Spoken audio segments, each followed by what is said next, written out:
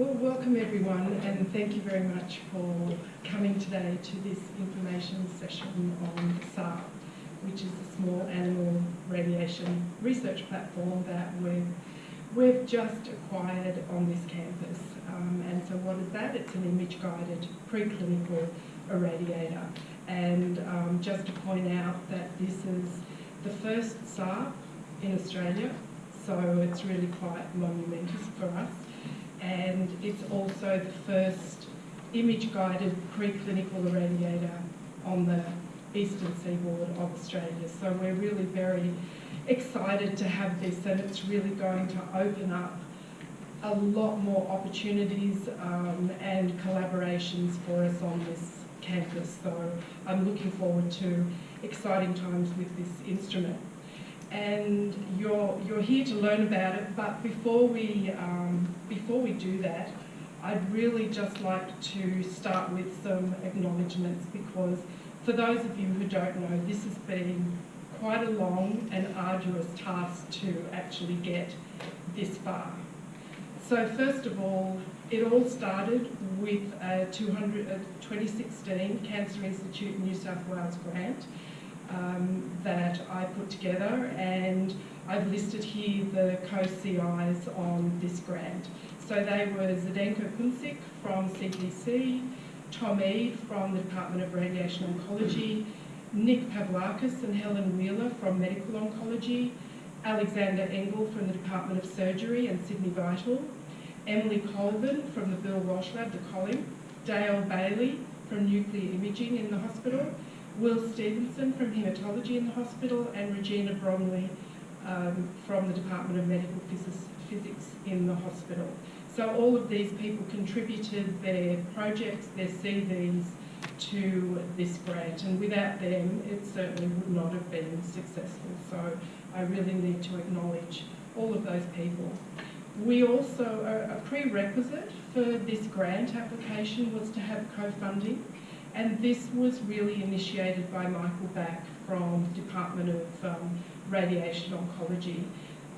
And without his say-so, we really weren't able to apply. We wouldn't have been able to apply for this, and we would have had to go for just the radiation cabinet. But ultimately, we had co-funding from Northern Sydney Local Health District and also from the DVCR at the University of Sydney. So all of those people and places are acknowledged for their contribution towards this piece of equipment, which is has a list price of over $1.5 million Australian. So next, just getting the money, or getting the promise of the money was, I guess, the easy part. We had a lot of other work that needed to be done, and the procurement process was led by Lewis Nguyen, who is here today as well. And he really guided us through the tender process and did some amazing deals for us, which is why we have what we have today. But I was also very ably assisted in working out what we needed and what we should be getting and what we didn't need by Regina Bromley from the Department of Physics here, and also Nana Sun, who's in the audience from the preclinical imaging facility at University of Sydney. In terms of trying to navigate the funding situation or the finance situation in the middle of a review on this campus, I had amazing support from Jonathan Morris and Neil Asanga from the Kolling, and Vanessa Sanford from Sydney Vital also came in at the last minute and helped. And without all of their help, we really wouldn't have gotten through the procurement process. I'd also very much like to acknowledge Trend Buyers, so Trent Warburton and Amaret Peterson, who were incredibly patient and worked with us, because our quote expired in March and we didn't actually say we'd get it until July, or it might have even been August. So they were incredibly patient. And finally, it's not enough to have a piece of equipment, especially something as whiz-bang as that. We really need to have a resident expert and a manager for the equipment. So my next step was trying to find funding to actually get a manager for the equipment, and I was able to get this from Sydney Vital and the Sydney Neuro-Oncology Group, and they've funded the manager, and we now have a very, very capable manager for this piece of equipment, Kelly McKelvey, who some of you should know. Her expertise is in vivo modelling and cell biology. And we're just assessing what sort of input we need in terms of medical physics and radiation oncology. And here we've got incredible support from the Department of Radiation Oncology to work out what's going to work best, so that all the preclinical work that we do with this instrument is going to be clinically relevant, and we can trust it in terms of QA and QC. So they're very much on board in working out what we need to be able to move forward with this. So again, I'd like to acknowledge Sydney Vital, Sydney Neuro-Oncology Group and the Department of Radiation Oncology. And it's taken a long time, so I really have to show these photos. This is the piece of equipment arriving on our campus. It weighs 2.5 tonnes, and I think it took a bit to get it off the truck and installed. And there's a few more photos. We did have to go, the engineer Dan and I did have to go sort of dumpster diving into one of these to find some keys that had been misplaced, but we found those. I think the bolts are still missing, is that right? The bolts are still missing. And so this is what the basic piece of equipment looks like, but we do have an add-on for that. So we actually have this in our facility, so that's a huge landmark.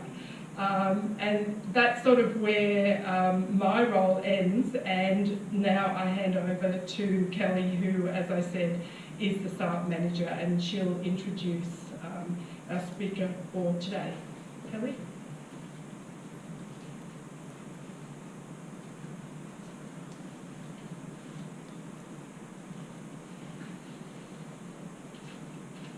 Okay, good afternoon. As Viv has introduced, my role is to be the SARRP Preclinical Irradiator Manager on the campus here at Kolling, and that's really to facilitate between the researchers and any assistance that we're going to need from Xstrahl or from the medical physicists in terms of the radiation treatment planning. And that could be anything from helping with the animal ethics to giving you some guidance about what's clinically relevant for your radiation dosing, as well as maybe some of the beam arc therapy that needs to go ahead there.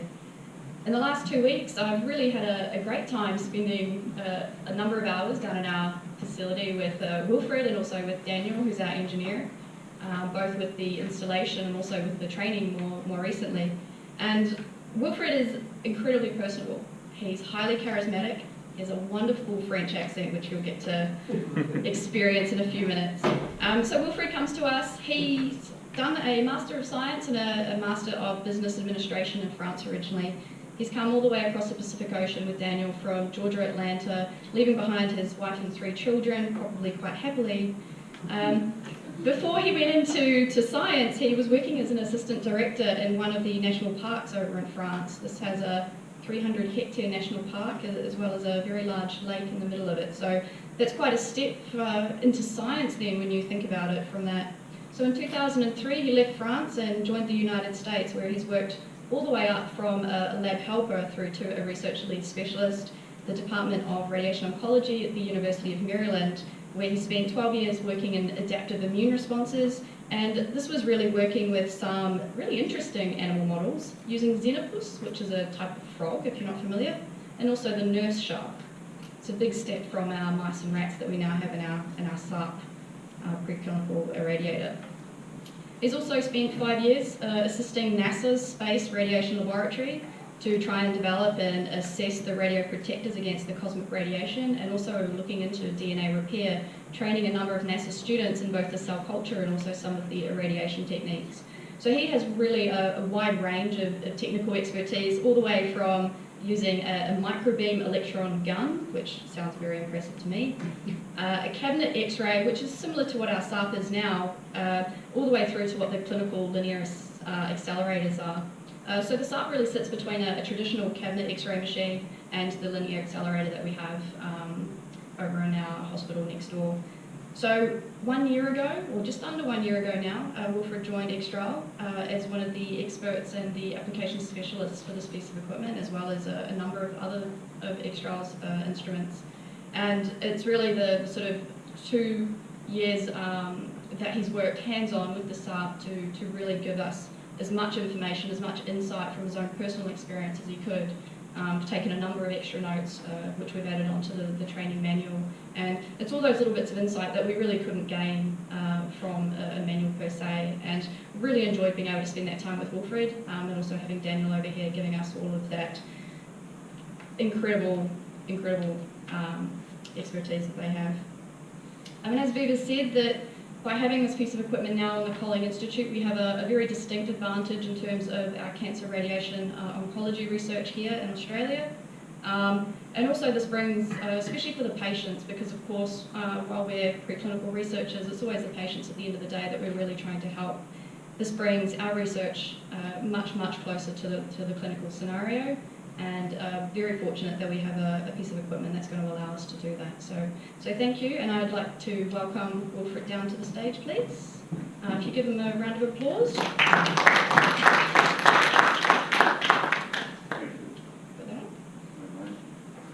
Working?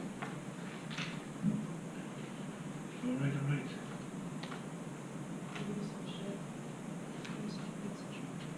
Yes, I do.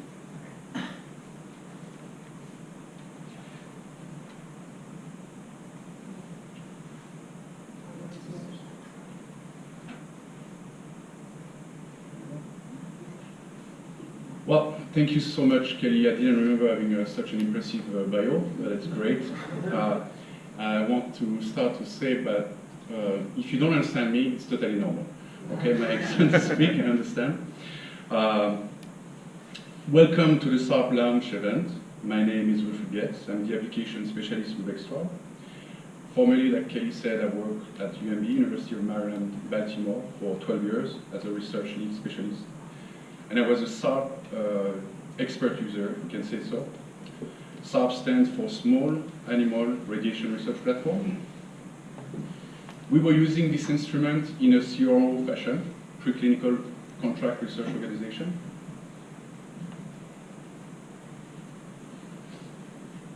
Right. I'm going to be a little slow with this. So why are we here today? So I don't really know. We should stop right here and go to the pub, maybe. Obviously, you already acquired system because you understood the need for more accurate instruments. Cabinet X-ray are underperforming and are lacking accuracy. You've seen the need and the demand for translational modeling, quality over quantity, and being confident of your beam delivery.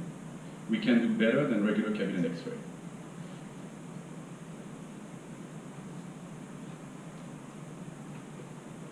If you can't see it, you can't target it. The goal of a radiation oncologist is to deliver a dose of radiation to a specific area in the most conformal way.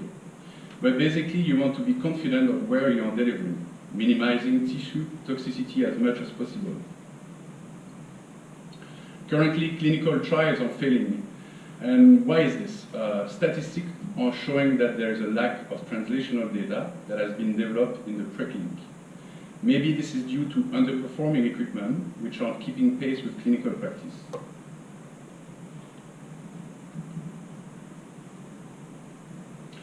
We cannot solve our problem with the same thinking we used when we created them. Also, we cannot keep generating data that aren't translatable to clinical practice. For example, this is used to be cutting edge in a clinic, an old Van de Graaff AP treatment with shielding.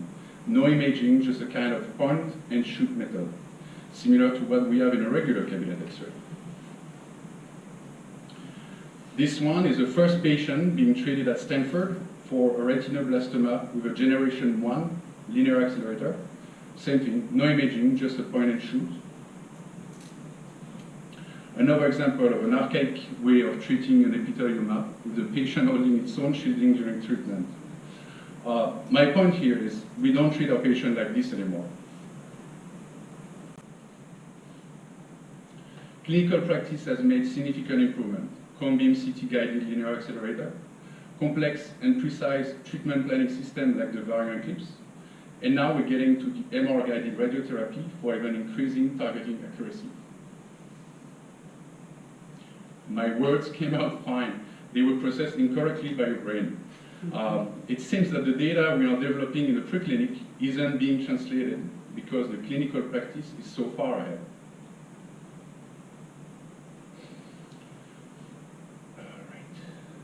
All right. I'm missing something here. Let's see. There we go. I think we've done a very good job with the animal model, as we have immunocompromised mice like nut skin, all these different type of knockouts that can have human disease, different type of cancer, which is great, but our radiation modeling is still poor. So far we have only half of the translational secret figured out. You probably recognize those. This is still standard practice using a jig and a lead sheet we've cut out, like the orthotopic glioblastoma example on the right. The source most likely is a regular cabinet X-ray again, irradiating the tumor from the top down. Obviously, this is not how we would treat human patients nowadays. Okay. If you are currently using cabinet X-ray single plane fixed source in a small animal cancer model, then it's a dinosaur. Cell culture is fine, but animal model needs to be treated differently. Although I also want to point out that this doesn't mean that what we've done until now was not good research. It's probably time to level up to clinical practice though. In order to reproduce the clinical radiotherapy process, we have designed the SARRP as translational tool. Hence, its capabilities must mimic the clinical practice workflow and protocols. These are 4 common steps in clinical radiation therapy that we reproduce with SARRP. The cone beam CT imager, a capacity to fuse with other image modality like MRI, a TPS treatment planning system that can allow you to verify and deliver non-complanar arc beams like in the clinic. The answer to failure in translational is the lack of targeting.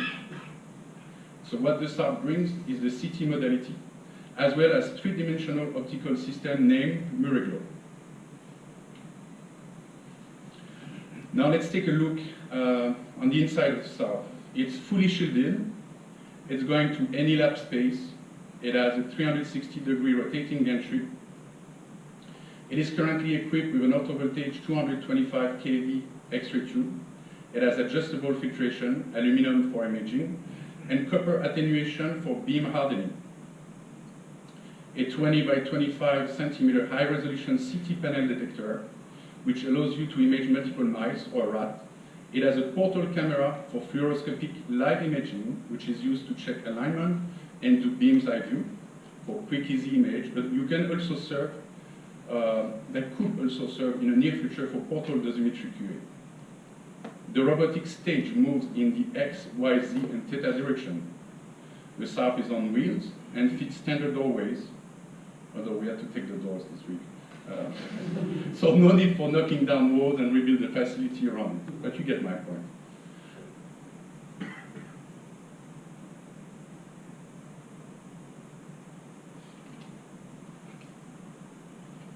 Just a technical defect.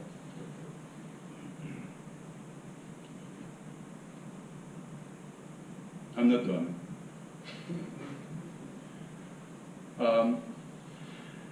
Here are some of the different beam arrangement you can achieve. Non-complanar, APPA or parallel pose, continuous arc, conical arc, static beams, and a TPS treatment planning system, which allows you to do forward planning.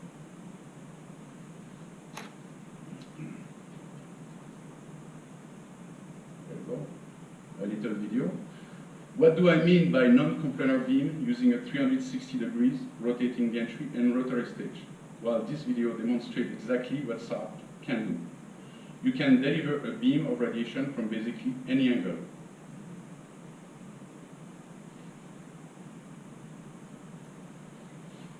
Acquiring a CT takes only 67 seconds. Reconstruction being made at the same time, so as soon as your CT is ending, it is already loaded in your TPS.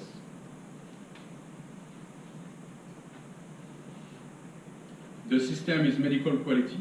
Xstrahl is both life science and medical device company.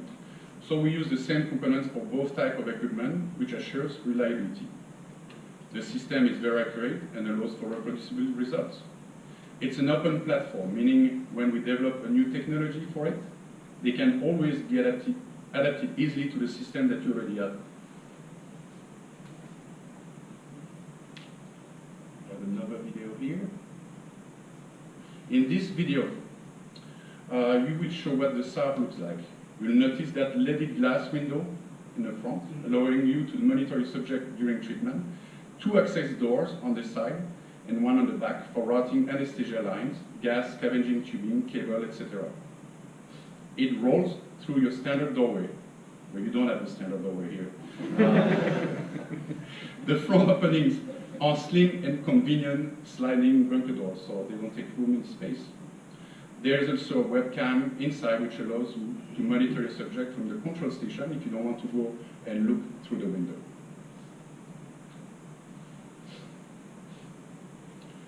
The TPS treatment planning system is composed of 7 easy steps: CT imaging, image registration, segmentation and contouring, dose planning, dose evaluation or verification, treatment delivery, and reporting.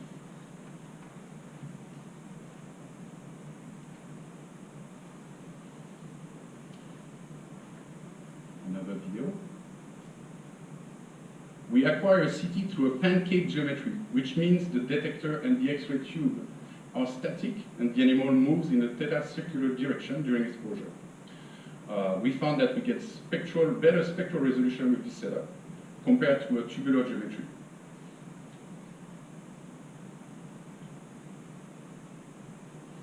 Here's a picture of 3 mice laying down on a bed prior cone beam CT acquisition. As I mentioned it earlier, a CT acquisition takes only 67 seconds, and its volume reconstruction is being done real time. So what you obtain after it's done? This, not this, this one. The reconstruction is loaded automatically into your TPS, showing 4 different views: axial, sagittal, coronal, and the 3 planes together. You can either go through the slice individually by scrolling with the mouse wheel, or sliding the slicer above each view. You can adjust your window and level in order to change intensity and contrast. Then you can go to step number 2, which is registration. In this step, you'll have the possibility to co-register another CT, MRI, or basically any image modality or any volume with a DICOM format. You can also skip this step and go directly to the segmentation module. This is a really easy step where the TPS does everything for you. It will identify 5 different densities from the CT gray level: bone, tissue, fat, lung, and hair. The TPS will take in account those volumes with different density during beam calculation. You could also transform everything in tissue if you wanted to. You can save your plan at any point of your experiment and come back to it later, or load this plan for an ulterior occasion, a different mouse at 1 week, 2 weeks, 3 weeks from now. This is the contouring step. You can contour region of interest, but also region that you'd like to spare, which is very important. And this will be used during the verification step when you generate a DVH or dose volume histogram. Here we've contoured a lung using the automated level tracing tool, or you could also contour manually with the paint effect tool. When you're done with the contour, you click next and place your isocenter. An isocenter is a point of target for beam, usually the center of mass of your tumor or region of interest. You can add beams to this specific isocenter or to several isocenters. If needed, then compute those and go to the next step, which is verification before treatment. In this view, you can see all beam entry isodoses, 3D dose volume, and a great DVH for target, since here, in this example, we have nearly the full dose, 100% of the dose, being delivered to 100% of your volume. At this point, if you're okay, which I will be with this plan, you could choose to save it and execute it. Lastly, you have the possibility to finish this procedure by generating a report. So I told you a lot about the system itself. Now, I would like to also show you some studies that were done using the SARRP. We have probably around 120 papers that have been published with the SARRP. I've selected only a few of them because I slacked a little bit in reading those publications lately, being very busy on the road. This is a good study that shows translatability in reproducing hippocampal sparing radiation technique in mice. The study came out of Albert Einstein. It was published in Nature.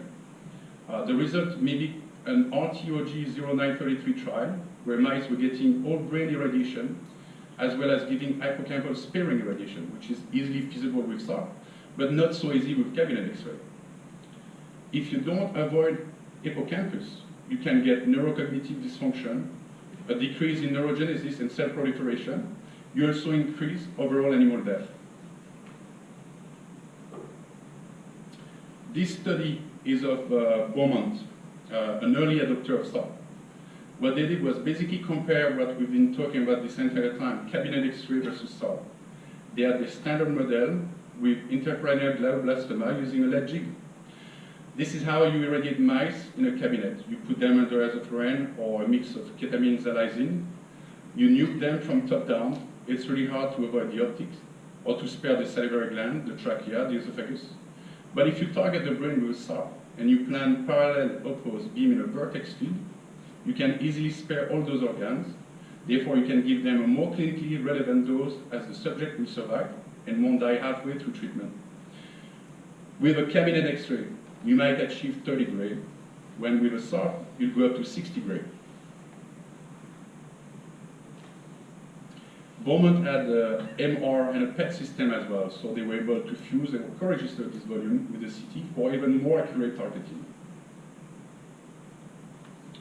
The findings are pretty cool. As you see, the control animal needed to be sacrificed really fast after only 21 days. With the single beam, they were able to get 2 gray per day for 5 consecutive days with 2-day break, but they had to be sacrificed after 27 days. Although with the SARRP, the tumor delay was much greater. The dose was clinically irrelevant and the survival was excellent compared to control and single beam model. Another big concern in a clinic or issue in a clinic when offering radiotherapy is to minimize normal tissue toxicity, especially in head and neck patients. Because of this concern, there are a lot of studies going on in the preclinic right now regarding radioprotectors and radiomitigators.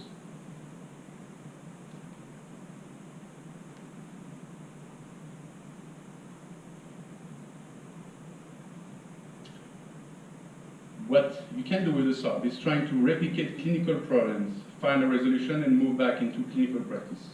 For instance, this study on the left from Beaumont, they were looking at radiation toxicity to the bladder. Radiation toxicity to the bladder is inevitable when irradiating females that have cervical cancer. In order to mimic this, they use a rat model sitting vertical, so its abdomen will drop, separate, and allow for increased targeting accuracy. Then they investigated radioprotectors to overcome normal tissue toxicity, looking at incontinence, bleeding, inflammation, and so on. They found that tacrolimus used as a radioprotector works for this model and was then adopted in clinic. On the right, a study came out of the University of Pennsylvania, which looked at targeting a very small area of the intestinal tract, like a 5mm area. They surgically implanted a radiopaque marker and investigated curcumin as a radioprotector. This group found that indeed the area of the intestinal tract which were irradiated and treated with curcumin were showing increased radioprotection. Now curcumin can be used clinically as radioprotector as well.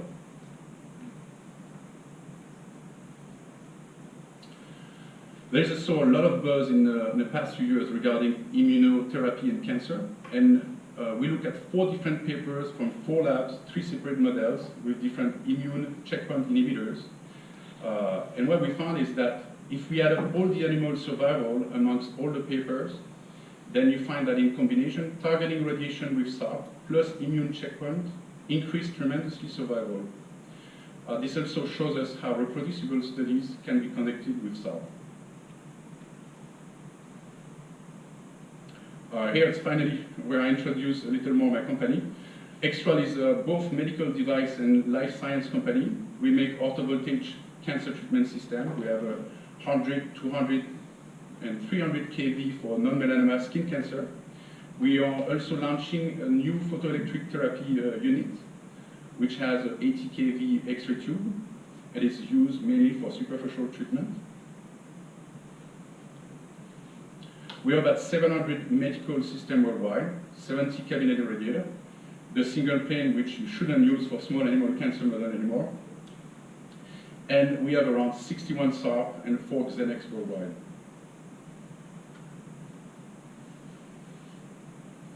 Xstrahl is all about customer support, and this is probably what sets us aside from other radiation-based companies.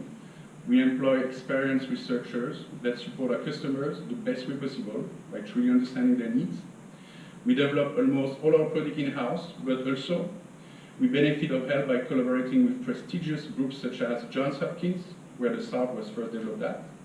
We use obviously phone, emails, computer, remote access software like TeamViewer, or on-site troubleshooting. Trend Bio, our partner in Australia, will also partake in supporting your needs. Yes? All our system are commissioned in-house. Actually, I take care personally of the commissioning.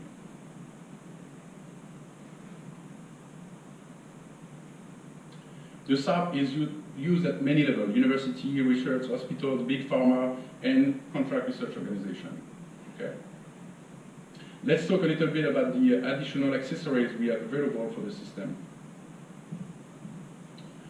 We have many different animal beds: 1 to 3 mouse bed, rat or mouse vertical bed, a universal bed that can go easily into a MR and goes back into the SARRP, keeping the animal positioned for cleaner fusion. We have heated bed as well, so you can maintain the animal body temperature while under anesthesia. They can have integrated isoflurane mask, vertical option are also available. Lastly, we are going to talk about Muriglow. You guys have Muriglow here, which is very exciting, and also the fact that you are the first SARRP in Australia, therefore you open a full new continent to us. I'm pretty sure most people here are aware of what bioluminescence is, but to simply describe it, I could say that you start by transfecting your cell with luciferase protein. This is a conserved gene. So what it means is that the cell will proliferate and multiply with that gene attached to it. You implant the cell or the tumor into the mouse, and then before you do imaging, you inject your subject with luciferin, which will bind to those sites. Then you expose your sample and collect images under a specific wavelength sets. I hope I'm not boring you to death right now. CBCT does not effectively differentiate between soft tissue and tumors. BLI has become a standard in tumor imaging for preclinical model. It is cheaper than PET and allows for quantitative analysis of tumor growth. Existing systems generate 2D bioluminescence imaging. This does not provide depth of the tumor. In irradiation studies, this can mean irradiation or radiation is being delivered off target if the tumor is deep within the tissue, like we have right here. As you can see here, the 2D BLI can be misleading, especially if you want to target your region of interest by just checking one plane, then you'll be missing the target depth accuracy. If you have two targets sitting close to each other, then it could be perceived as only one big tumor, when they are in fact two different regions.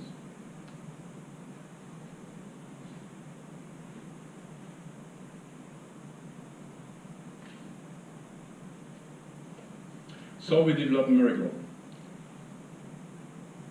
It is a three-dimensional optical system with a rotating mirror assembly that captures light intensity from all the way around the animal. It has a high-resolution pool CCD camera, charge-coupled device camera, that records precisely the emitted light. It has reconstruction protocols and algorithms which convert the light intensity data into a center of mass that becomes your isocenter. The system may soon accept a fluorescent camera, and this is currently in development. This slide is just showing you the mirror assembly used to capture light from all angles. Another little video. Okay, this is an old video of the mirror globe. The present hardware is a little different, but the principle remains the same. What hasn't changed is the mirror assembly and how the emitted light is captured within the animal.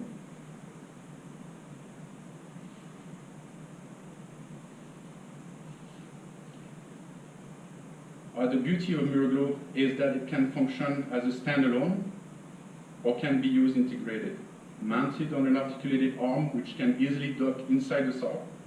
The same bed will be used for both BLI and CT acquisition, so the animal position won't change, which is usually quite the challenge when you're trying to fuse two different image modalities together.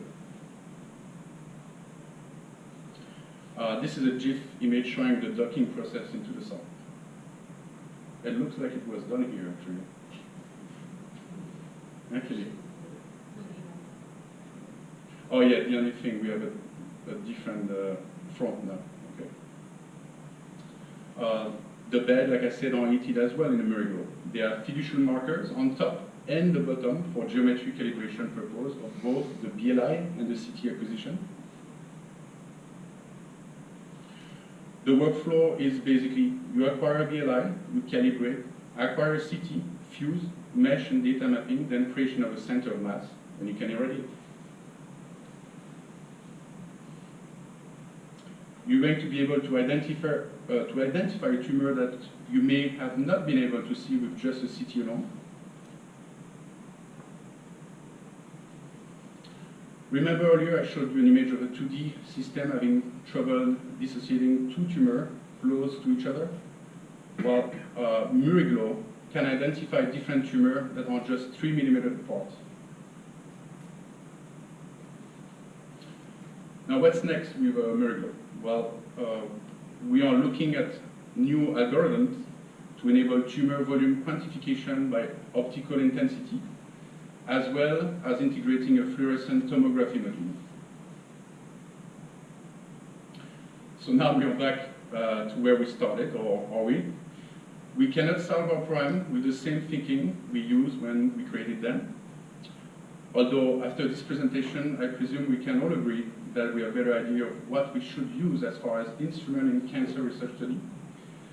If we want to produce clinically relevant data, we need to integrate new technology in our experiment, especially if we are seeking a translation of those data into the clinic.